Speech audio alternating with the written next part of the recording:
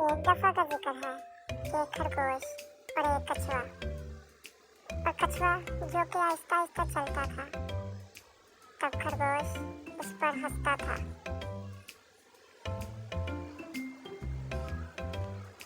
तब खरगोश ने कछुए से कहा, क्या हम दोनों दौड़ लेते हैं और हम दोनों दौड़ लगाते हैं। तब कछुआ इस बात पर राजी हो गया।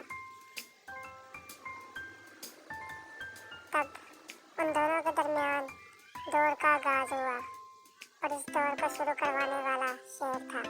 तब वो दोनों दौड़ने लगे।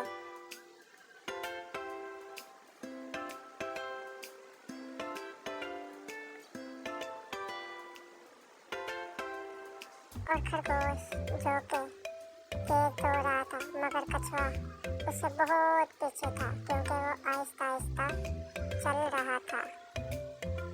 तब आगे जाकर खरगोश ने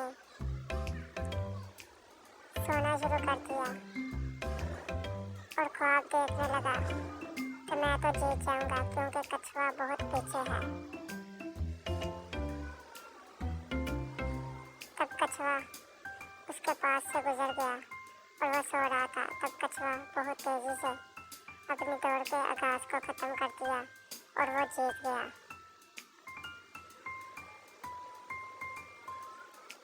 और कछुए ने दौड़ को खत्म किया और कछुआ दौड़ जीत गया, मगर खरगोश हार गया।